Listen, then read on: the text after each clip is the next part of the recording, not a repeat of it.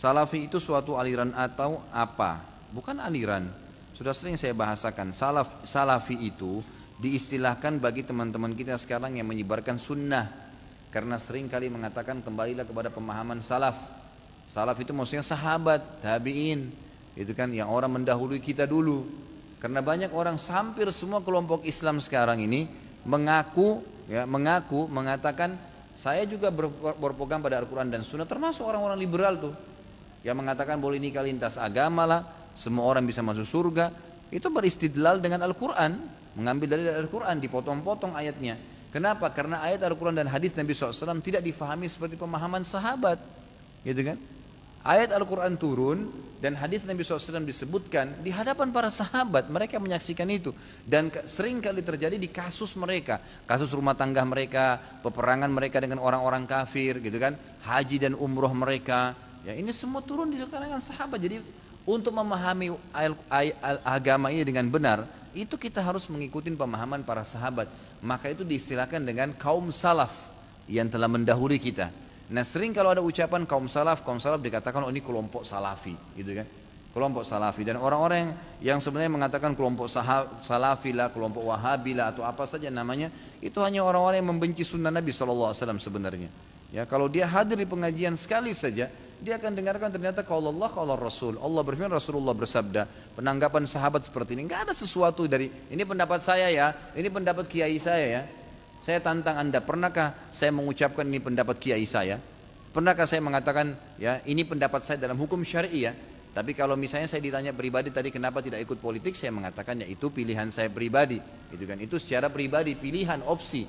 Tapi tidak saya bahasakan dalam hukum syar'i. Seperti itu. Jadi itu sebenarnya bukan pemahamannya. Itu cuma karena ada ucapan seperti itu.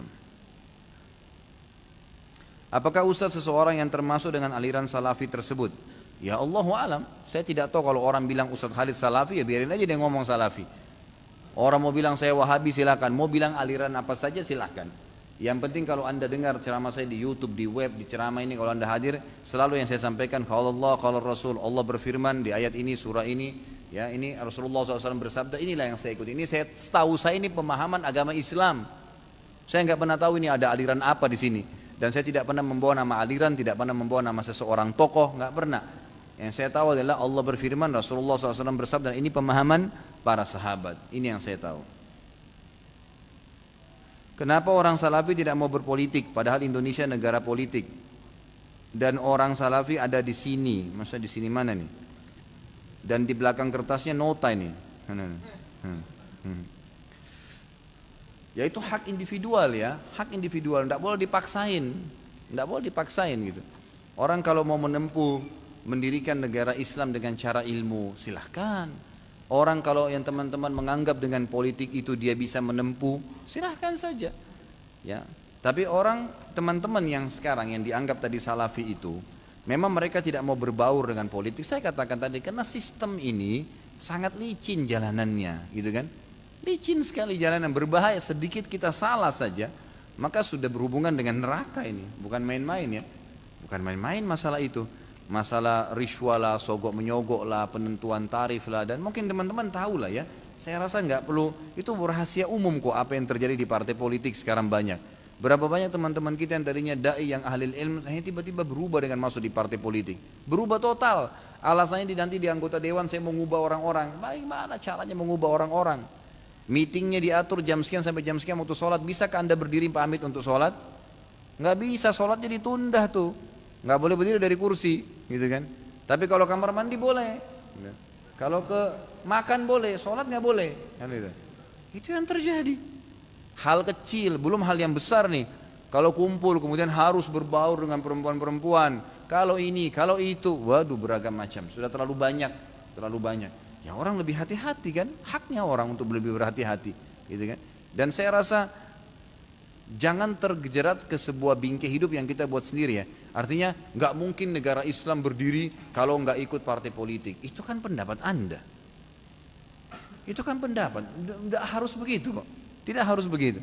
Insya Allah dengan majelis ilmu makin banyak orang faham agama, makin banyak juga ya diperbaikin sistem yang ada. Kalau saya berpikir ya, Kalau seandainya majelis ilmu seperti ini yang sederhana, mungkin beberapa orang, 100-200 orang yang hadir, disampaikan ilmu agama yang benar, mungkin yang hadir dari jenjang siapa, pejabat sampai ke orang-orang yang biasa, kemudian semua jadi faham agama Allah, masing-masing kembali ke instansinya, ke kegiatannya, ke rumah tangganya, membawa agama Allah, mereka akan terapkan itu hukum Allah nanti. Oh, yang jadi pejabat pemerintah ternyata ini salah nih, nggak sesuai dengan agama, diubah deh. Oh, yang kembali ke perusahaannya, oh kayaknya kita masih berhubungan dengan ini, salah nih, diganti. Oh, yang jadi suami kembali, oh ini kayaknya di rumah tangga kita masih ada ini, diperbaikin. Dari majelis ilmu tuh, jadi baik semua nanti. Karena kita bukan berarti mendirikan negara Islam merusak yang sudah ada. Jangan begitu kan gitu. Masa ban mobil kita pecah satu, semua mobil dibuang. Ini aja diperbaikin. Negara ini sudah ada militernya, sudah ada polisi keamanannya, udah ada ekonominya, udah ada susunan menterinya, udah ada ini, kabinetnya sudah ada. Tinggal bagaimana dikemas secara islami saja kan gitu. Dengan cara memberikan pemahaman agama kepada mereka. Allahu a'lam.